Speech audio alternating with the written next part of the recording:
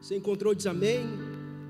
O texto diz assim: uma grande multidão ia acompanhando Jesus.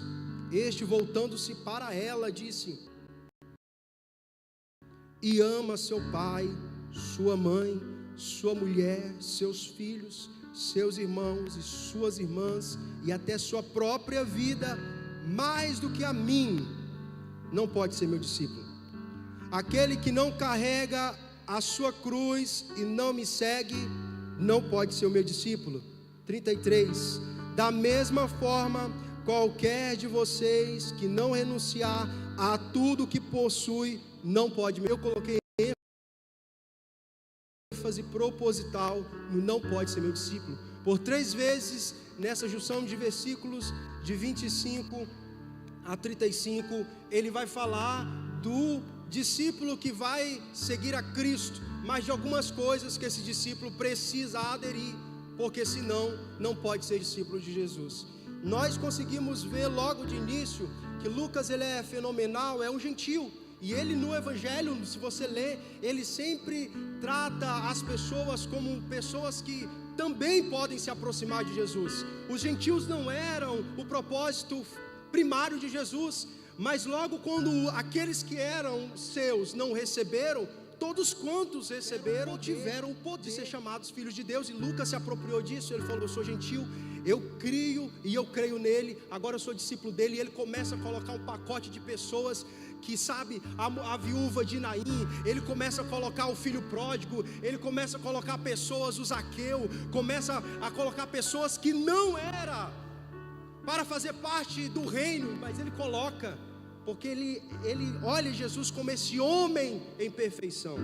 E nesse texto, nessa porção, Jesus ele vira para a multidão, e ele fala de pelo menos 3 coisas, das quais eu quero me ater enquanto nós estamos aqui. Versículo 26, ele fala de um certo tipo de amor. Ele fala uma lista de pessoas, uma lista de relacionamentos, que não tenha dúvida do quanto nós amamos um pai, uma mãe, um irmão, um filho, uma mãe, e a nossa própria vida, para depois ele falar: se você amar mais essas coisas, olha que a ênfase não é sobre não amar essas coisas, não amar essas pessoas, não amar se relacionar com essas pessoas, mas amar mais essas pessoas do que amar a ele, não pode ser discípulo de Jesus. Fato é, irmãos, que quanto mais nós vamos nos relacionamos, nosso coração vai se dividindo, ou ele vai crescendo em amor, e o amor, quando se divide, ele não se diminui, ele aumenta. Vou repetir e vou falar mais devagar. O amor, quando ele se diminui, quando ele se divide, obrigado, ele não se diminui, ele aumenta. Quanto mais você ama pessoas, mais em amor você flui, mais custo você tem. Quando é só eu em casa e os meus irmãos, eu tenho 2 irmãos e uma meia-irmã, meu pai e minha mãe, só amava eles. Se alguém, dependendo do dia, pegasse uma arma e colocasse na minha cabeça e falasse assim, ó, ou você ou seu irmão, dependendo do dia, eu falava ele, com certeza. Esse abençoado, esse endemoniado, porque, irmãos, tem vezes que parece que o irmão está endemoniado, se colocar a mão cai, a irmã do coque chegar pôr a mão no irmão. Mas, irmãos, aí depois eu comecei a gostar de uma garota. Ô, irmãos, eu lembro quando eu namorava, meu pai do céu, hoje olhando a garota, ela não era nem tão bonita assim, Vitória, mas meu Deus, era a Mona Lisa. Olhando hoje o nome, eu nem vou falar o nome, porque depois você pode pesquisar na internet, no Instagram, e achar a pessoa, mas o nome era um nome exótico, mas eu achava, fazia cartinha. Sabe em que série eu estava? Na 4ª série. Hoje, as crianças também têm as suas paquerinhas. 4ª série tinha 11, 12 anos, ou 10 anos, se eu não me engano. Mas, irmãos, era o amor da minha vida. A minha lista agora inverteu de cabeça para baixo. Minha mãe, ou quem era minha mãe na fila do pão. Agora essa garota foi para aqui, ó. Só que o tempo foi passando, maturidade foi vindo em mim, eu fui vendo que quando alguém precisava estar comigo no hospital, quando eu tinha uma crise de asma, minha mãe estava lá no hospital. Eu fui vendo que amor, irmãos, não é pelo que se fala fazer amor é fazer amor. Sabe o que é fazer amor, irmãos? É de madrugada um pai, quando o filho acorda com dor de ouvido, ele pega e vai na UPA, pode ir de ônibus, e vai lá dar entrada na UPA, e vai gastar o único real que ele tem para comprar o remédio do seu filho. Isso é fazer amor. Fazer amor de fato é fazer amor, é uma escolha. Amor nunca é um sentimento. Amor, ele se materializa em ações e em escolhas. É tanto que quando Jesus nos manda amar, Ele manda amar até o inimigo. Porque amar o inimigo não vai depender de um sentimento, vai depender do que eu faço. E quanto mais você vai fazendo algo por aquela pessoa, a proporção de amor, que não é um sentimento, e eu vou até ser clichê, usar aqui de repetição, porque o amor é uma pessoa, o amor é o próprio Cristo. E aí a gente vai vendo que Jesus, ele coloca assim: se você amar mais o pai, a mãe, se, irmãos, e já aconteceu em igrejas perseguidas, o pastor está pregando, em lugares comunistas o pastor está pregando, entrar um monte da milícia e falar assim: olha, para de cantar, senão eu vou matar essa criança. A igreja não parou de cantar Tudo Entregarei, a canção Tudo Entregarei. A igreja não parou de cantar, a criança levou um tiro no braço da mãe.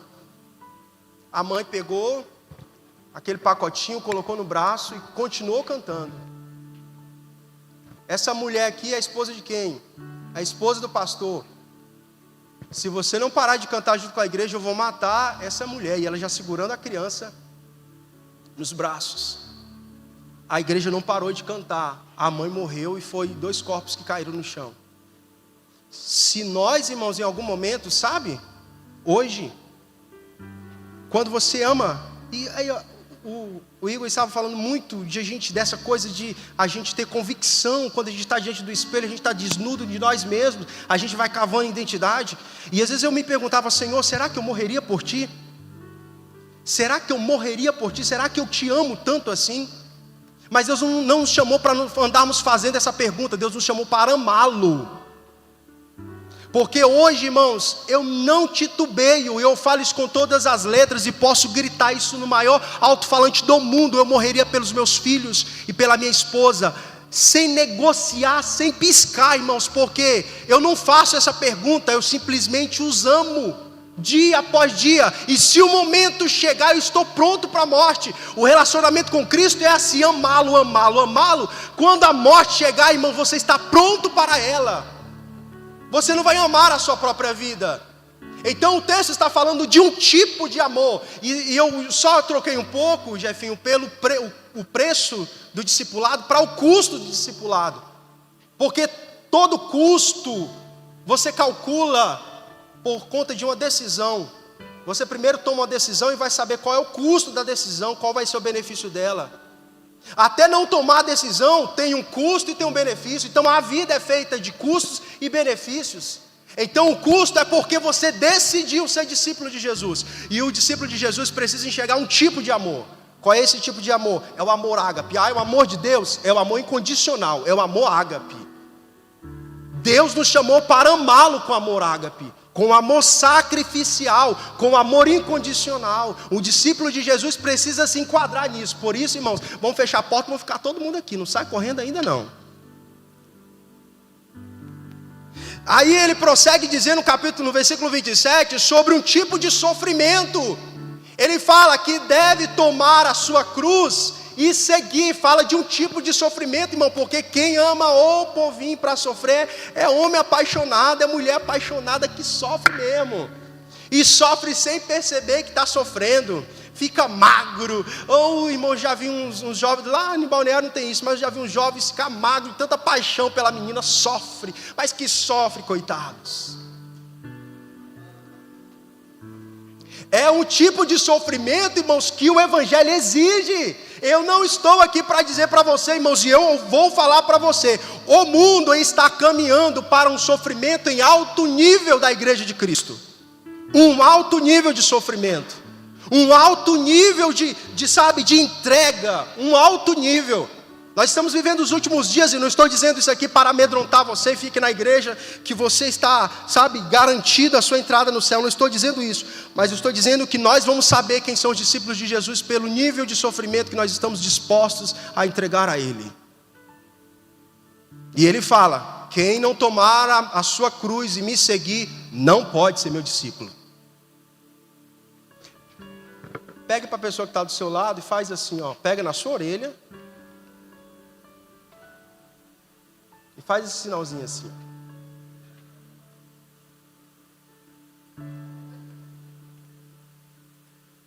Essa mensagem é sobre nós. Você vai sentir a orelha queimar, e eu não vou te pedir para olhar para o lado, para o outro, porque essa mensagem, irmãos, é sobre mim também. O terceiro custo que ele nos coloca aqui é sobre um certo tipo de desapego. Versículo 33, ele vai dizer assim, ó: aquele que não renunciar tudo. Em parafrase, é assim: portanto, todo aquele dentre vós que não renunciar a tudo, não é muito não, é tudo, é pegar todas as coisas. Paulo, ele escrevendo aos Filipenses, ele vai falar assim: olha, eu peguei todas as coisas. E ele não pegou pecado, ele não pegou as tranqueiras, ele não pegou, a bagunça dele, ele pegou o melhor dele e falou assim: ó, está aqui meu diploma, está aqui minha formação, está aqui minha linhagem, mas eu peguei tudo em comparação a conhecer a Cristo Jesus e ser achado nele.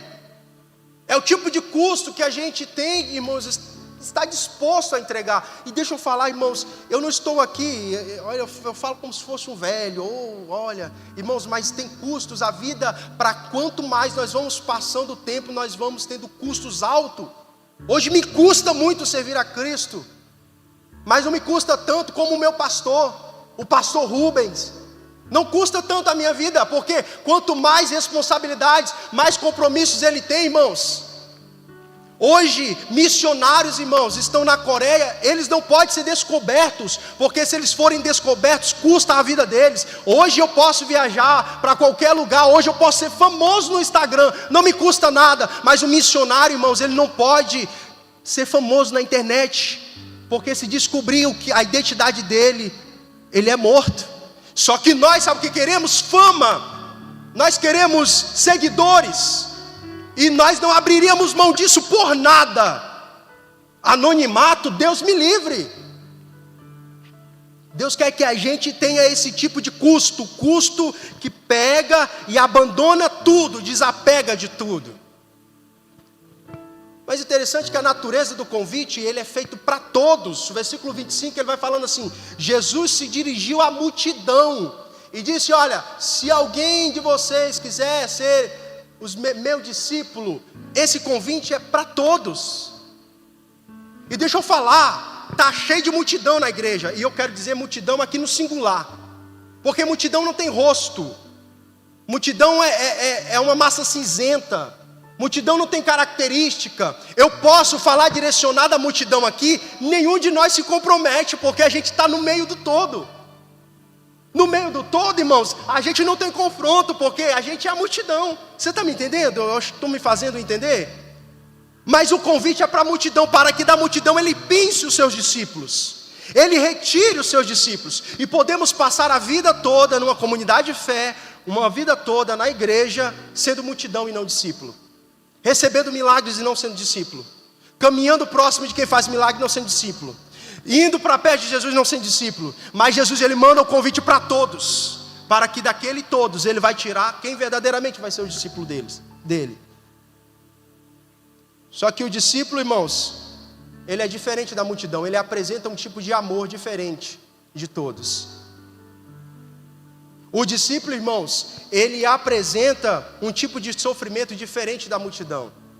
Um discípulo, ele apresenta um tipo de desapego diferente da multidão. E como eu disse, eu não quero ser extensivo, porque eu quero que o Senhor fale profundamente no seu coração. Pegue de novo na sua orelha e faz assim. De novo, faz assim. É estratégia para você não dormir, tá? Estou brincando, mas você vai entender no final.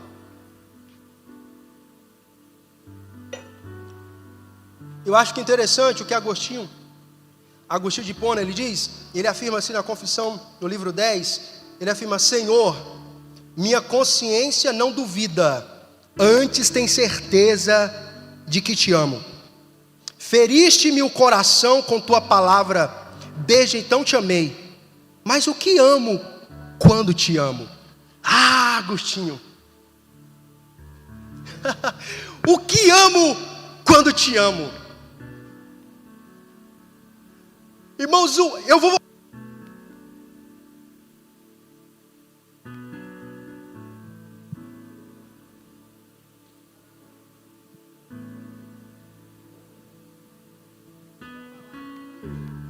Acabou a pilha. O que nós somos capazes de amar, irmãos, quando nós amamos a Jesus? A lista dos nossos amores, irmãos, agora ela faz uma inversão tão maravilhosa, porque nós vemos nos nossos relacionamentos o quanto nós amamos a Cristo.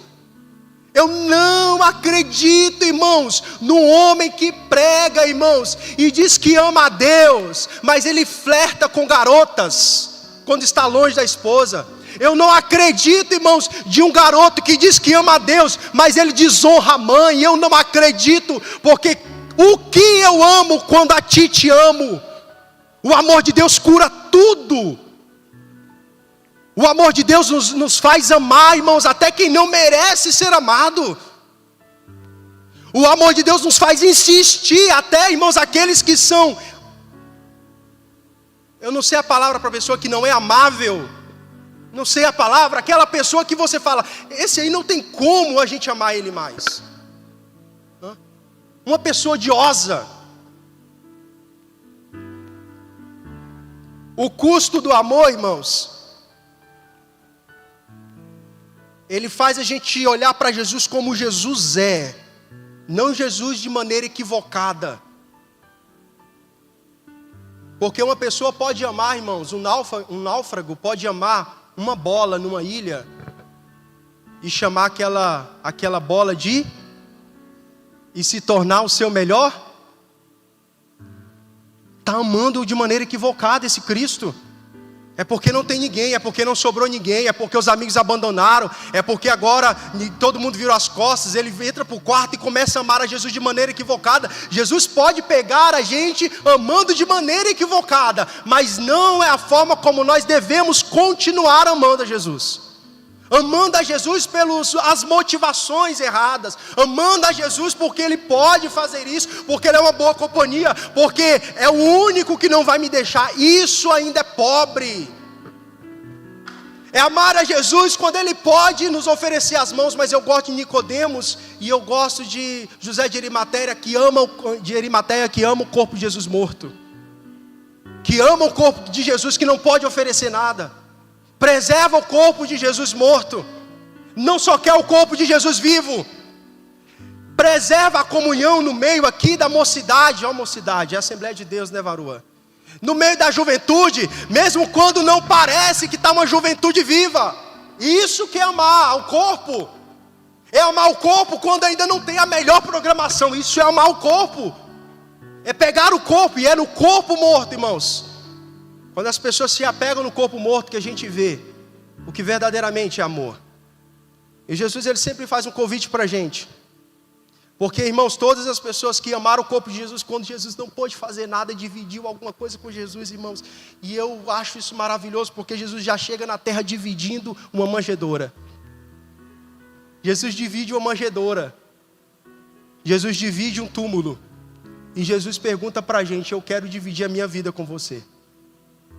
Eu quero que você apresente o custo do amor que você precisa me amar. O segundo custo é o custo do sofrimento. E aqui eu acho interessante que essa segunda demanda serve como critério para nós avaliarmos o custo de carregar uma cruz. Quem carregava uma cruz naquela época era amaldiçoado, ninguém queria associar com alguém que carregava uma cruz. A cruz nos coloca no lugar da vergonha. A cruz tira o narcisismo da gente. A cruz tira a vaidade da gente. A cruz nos faz sempre nos endireita A cruz, irmãos, pega toda a nossa curvatura e nos molda ela. Não é a gente que faz a cruz ficar igual ao nosso corpo, não. A gente que precisa se moldar à cruz.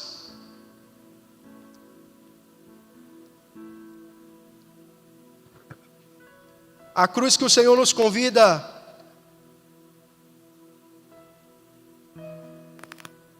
a carregar, irmãos, é uma cruz que não deixa a gente olhar para trás. Igor, faz favor aqui. E você acha do tamanho do Igor?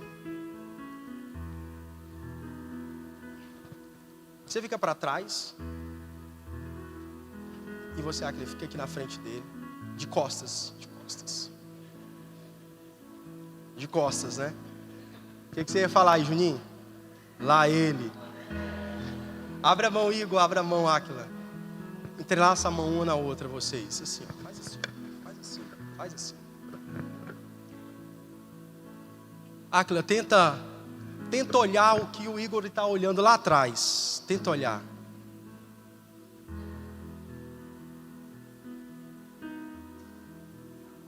Não dá não? Por que não dá? Só porque você está de costas? Porque de costas aqui, eu estou aqui também. Não, Só que o Igor, ele é uma cruz. E a cruz não te deixa olhar para trás. Só existe uma forma de você olhar para trás. Existe uma saída de você olhar para trás. Existe. Qual seria ela?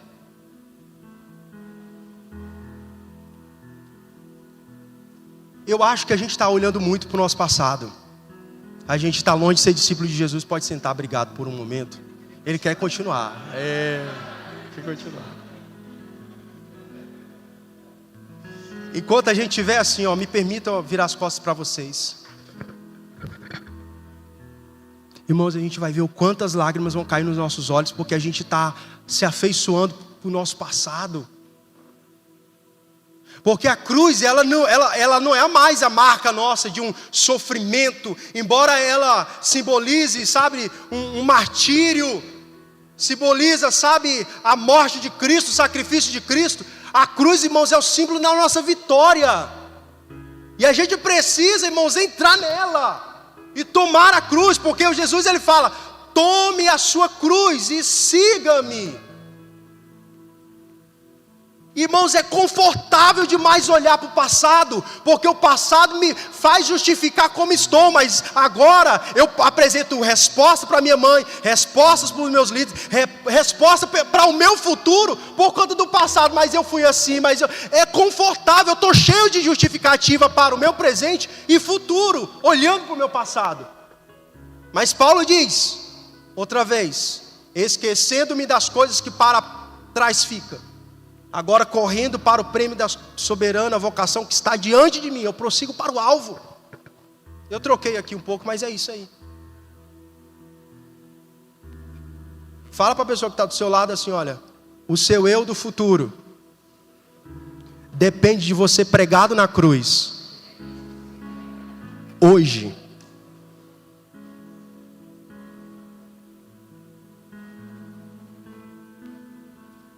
A cruz está lá e a gente está fora dela, olhando para o nosso passado. Eu poderia até usar aquela cruz ali,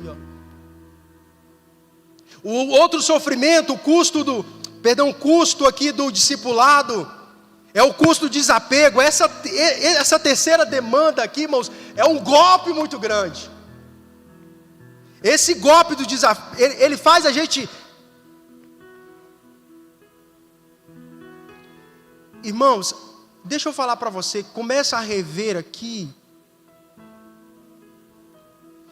pessoas que você não desapega porque ela afirma a autoimagem que você fez de si mesmo, para que você se sinta aprovado, e você não desapega dessa pessoa, mas ela só diz coisas boas de você.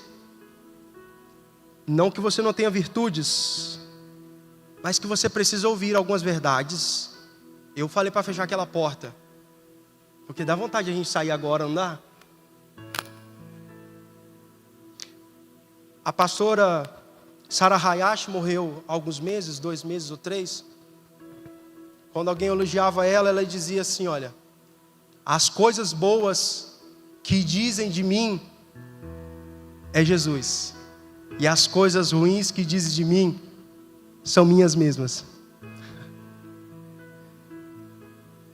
Irmão, você olha no milharal, vocês não, né? Que milharal? O que é milharal? Quem sabe o que é milha? Não sabe, né?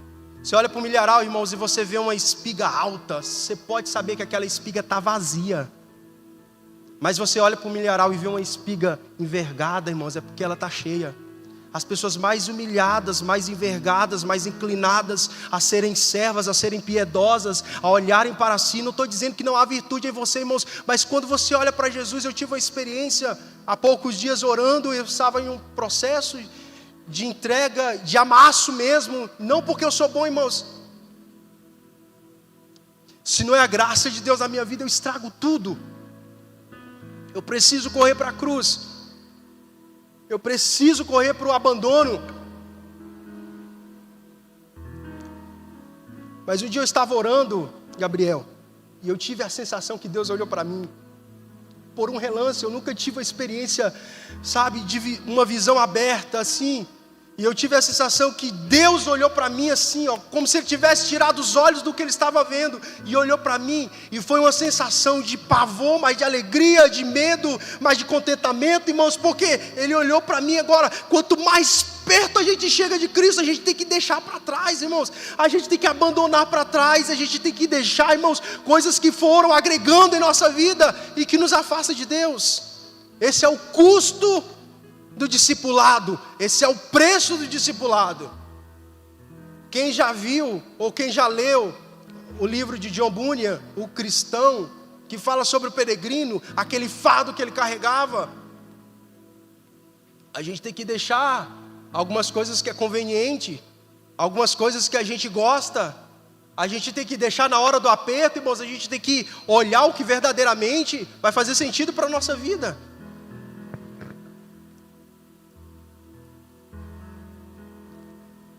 Porque se a gente não fizer isso, a gente, Jefim, vai ter um discipulado de baixo custo. Eu poderia colocar um subtítulo nessa mensagem, o custo do discipulado, mas poderia colocar agora um outro tema dizendo o discipulado de baixo custo, que é um Jesus genérico que nós criamos. É um Jesus que aceita a vida como eu estou. Irmãos, o Evangelho foi chamado para mais pureza, mais santidade, mais contemplação de Cristo, mais olhar para o Cordeiro, mais olhar para o homem, Jesus o homem, espelhar nele, que Ele transforme a imagem dele, que nós reflitamos a imagem dele, para a gente não viver um discipulado de baixo custo, um discípulo, irmãos, que aos homens pode parecer que tem muito, mas no céu não vale uma palha. No céu, irmãos, a Bíblia não fala para você não ajuntar tesouros. Ele fala assim, olha, a Bíblia não é contra você ajuntar tesouros. Ele fala assim, não ajunteis tesouros na terra, ajunteis tesouros no céu. O que vale ser rico na terra, irmão, ser pobre no céu? O que vale ter galardão na terra, irmão, mas não ter galardão no céu? Aí é um discipulado de baixo custo. É que quando as coisas apertarem de fato, irmãos, e espremer, a gente vai ver só as irmãs do coque servindo a Deus nessa geração.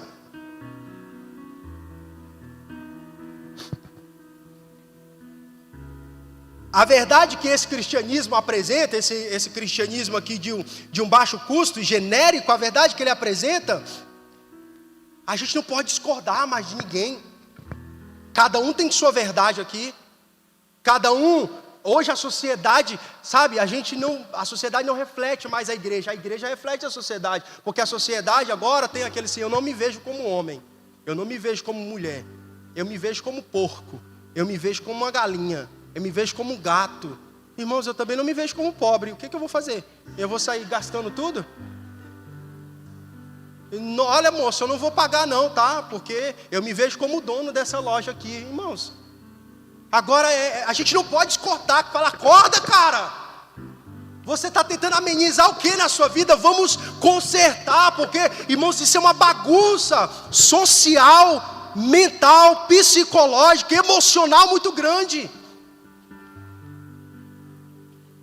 Irmãos, se o mundo não tivesse leis, irmãos, se a física não tivesse leis, irmãos, a gente, irmãos, estava solto agora, bambando aqui no planeta Terra. O planeta Terra está girando, irmãos, 120 quilômetros, e nós estamos aqui por causa da lei da gravidade. Precisa ter estabilidade, irmãos, na coisa. Se a gente não põe limites, leis, estabilidades criadas necessárias, irmãos, o que é básico, a gente começa a ter as coisas fora e desorganizadas. Aí, irmãos, aí de volta a dizer, essas coisas de baixo custo. Você já viu quando a empresa, ela não investe mais na qualidade de um produto, ele quebra fácil? Não investe na qualidade de uma madeira, o guarda-roupa cai, mas custa pouco tempo. Os crentes, irmãos, estão tendo prazo de validade. Ele só queima 2 dias depois do retiro.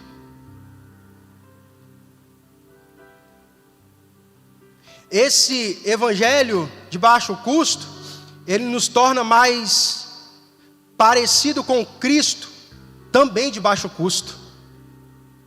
E aí a gente corre um sério risco, irmãos, de estar seguindo a pessoa errada, achando que é o nosso Salvador, achando que é o Salvador da pátria.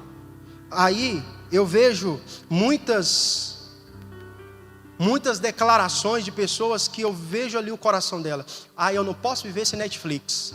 É o Cristo dela, é o que salva ela do tédio. No momento do tédio, eu tenho 2 psicólogas aqui. A Vitorinha já atende, a Júlia está cursando, mas é no momento da dor que a gente tem que pedir socorro, ajuda. A gente não vai cair na alienação. Porque no momento da dor, irmãos, a gente vai procurar alienação. Deixa eu explicar o que é isso. Alienar-se é a gente fazer alguma coisa para paliar a dor que nós estamos sentindo.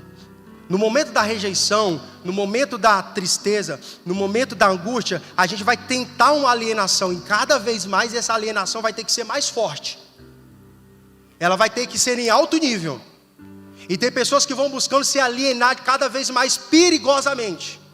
E às vezes pode tentar contra a sua própria vida, contra a vida dos outros, porque ela se aliena. Nesse momento, irmãos, não é o momento de se alienar. Nesse exato momento, é o momento de mandar uma mensagem para alguém e falar assim: tem 8 minutos, tem 15 minutos, porque é o momento que a dor está forte.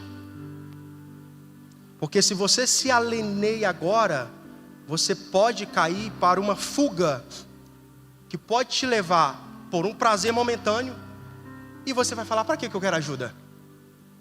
Eu estou bem agora. É aquela mensagem, Jefinho, que um jovem manda para você: Jefinho, quero falar com você. Você não responde na hora, aí depois você fala: e aí, como é que... Não, pode deixar, está tranquilo, está de boa. Muito provavelmente ele se alienou, ele fugiu, conseguiu um prazer, e está no ápice do prazer, mas aquilo vai derrubar ele de novo, ele vai se alienar. Irmãos, põe o Jesus do alto custo na sua vida, que te vai visitar lá no ventre da baleia, como Jonas, lá dentro da caverna, como Elias. Aqueles 2 profetas, irmãos, Jonas era deprimido de carteirinha. O texto todo de Jonas não mostra Jonas curado da depressão, irmão, porque a depressão, eu não estou aqui para falar sobre isso, mas Deus está me levando para isso. Ela é um processo, às vezes uma vida inteira. Às vezes a pessoa só consegue depois de anos. Mas Deus entra na história dele. E sabe, o maior sucesso de um profeta, irmãos, é pregar. Sabe o êxito dessa mensagem? É todos vocês aqui levantarem a mão e falar: eu concordo, vou mudar hoje. Dificilmente isso vai acontecer. Jonas conseguiu isso com uma cidade em menos de 40 dias. O maior sucesso dele não mudou o que estava dentro do coração dele. Ele continuou sendo alguém amargurado.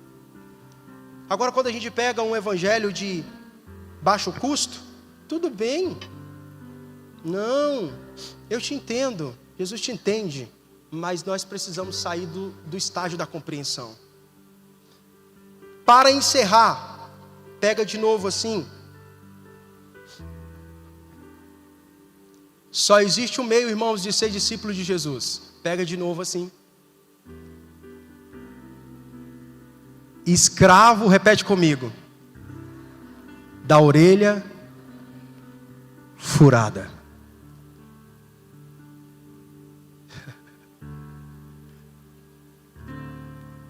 Repete de novo. Só existe um jeito de ser discípulo de Jesus: escravo da orelha furada. Em Êxodo 21 vai falar da lei do escravo, do versículo 1 ao 7. O escravo serviu ao Senhor durante 6 anos. No 7º ano ele tinha liberdade, mas ele vira para o seu Senhor e fala assim: fura minha orelha, que eu não quero ser livre, eu quero ser seu escravo. E aquele era o único escravo, Jefim, que era diferente dos outros, porque ele era um escravo feliz, porque ele quis o seu Senhor por espontaneidade. Os outros escravos, eles eram obrigados, eles eram amargurados. Deixa eu falar para você, só existe discípulo de Jesus, servo de Jesus, aquele que tem orelha furada. Do contrário, irmãos, você não é discípulo de Jesus. Você está sendo escravo da religião, da religiosidade, está sendo escravo de um sistema, de um conjunto de regras. Você está servindo qualquer coisa na igreja. Mas se você tem a orelha furada, irmão, seu sorrisão é assim, ó. Esse escravo, irmão, ele era diferente, ele entrava e saía. Esse escravo era diferente. Agora, para nós finalizarmos, o custo do discipulado, irmãos, é ter um amor diferente, é ter um sofrimento diferente, é ter uma abnegação, um abandono diferente. Mas o discipulado, a palavra discipulado não é só aquele que segue a Jesus. A palavra discipulado também denota outra coisa: aquele que faz outras pessoas chegarem a Jesus. É você indo atrás de Jesus, mas você tem uma multidão de gente seguindo você, porque segue a Jesus. Deixa eu fazer uma pergunta constrangedora, você não precisa levantar a mão. Quantas pessoas você fez um apelo na sua vida e ela aceitou Jesus? Não precisa levantar a mão. Porque seguir Jesus, Anderson, não é só, discipulado não é só seguir Jesus. Discipulado é eu seguir Jesus. Mas quantas pessoas estão vindo atrás de mim porque eu sigo Jesus? É a mesma coisa. Se eu digo que estou seguindo a Jesus, eu tenho a orelha furada e ninguém está me seguindo, irmãos, eu não tenho um exemplo para levar alguém a Cristo, eu nunca segui a Jesus. Fecha a porta ali para a gente não sair correndo. Se nessa vida até agora, quantos, agora eu quero que levante a mão, quantos aqui tem 10 anos na igreja? 5 anos, e fiquem de mão levantada quem já levantou. Quem tem 3 anos de cristão? Irmãos, com 3 anos de crente, Pedro ganhou 5.000 almas, porque seguia Jesus. Com 3 anos e meio seguindo a Jesus, 5.000 almas. Discipulado não é só seguir a Jesus. Discipulado também é outras pessoas seguindo a mim, porque eu sigo a Jesus. Paulo fala assim: sede meus imitadores, pode me imitar, porque eu também imito a Cristo. Vamos rever o nosso cristianismo? Vamos rever? Aqui, discipulado, Vitorinha, é uma palavra para 2 coisas totalmente diferentes. E é a mesma coisa. Porque eu posso viver o evangelho, eu estou na igreja, eu sou membro de banco. Não posso nem falar membro de banco aqui na igreja, né? Porque aqui é cadeira, eu sou membro de cadeira. Irmão, você não foi chamado para ser ovelha gorda. Você foi chamado para ser pastor e pastora. Você não foi chamado para ser peixe gordo. Você foi chamado para ser pescadores de homens. A igreja está cheia, irmãos, de pastores sentados, achando que são ovelhas. Mas no momento que Deus chama você para amá-lo, Jesus, ele tem aquela conversa no capítulo 20 e poucos, lá 21, 22, de Lucas, do evangelho de Lucas, e falando com Pedro: Pedro, você me ama? Se você me ama, continua sendo ovelha. Versão Adenilson. Se você me ama, continue sendo ovelha. Gente, ninguém vai me corrigir nessa heresia que eu estou falando aqui, não? Se você me ama, vai apacentar as minhas ovelhas. Amar a Jesus não é sempre ser ovelha. Amar a Jesus é ser pastor de ovelha. Amar a Jesus não é só seguir a Jesus. Amar a Jesus é fazer outras pessoas também seguirem a Jesus. Vamos sair daqui hoje com isso no nosso coração. Porque Jesus, eu vou repetir os versículos, ele fala assim: olha, se aquele que amar pai e mãe, irmão, esposa, sua própria vida, mais do que a mim, não pode ser meu discípulo. Versículo 27. Se aquele não tomar a sua cruz e não seguir, não pode ser meu discípulo. Versículo 33. Se aquele não abandonar, que quer me seguir, não abandonar todas as coisas, não pode ser meu discípulo. Então, irmãos, talvez a gente esteve muito longe de ser discípulo de Jesus, e no máximo fomos só multidão. Mas Deus está chamando a gente aqui para ter essa conversa consciente. Não pulei, não usei minha fraldinha. É quase uma fralda a minha toalha, para absorver todo o... Mas Deus falou comigo, e eu espero que tenha falado com você. E eu gostaria que você ficasse de pé conscientemente agora.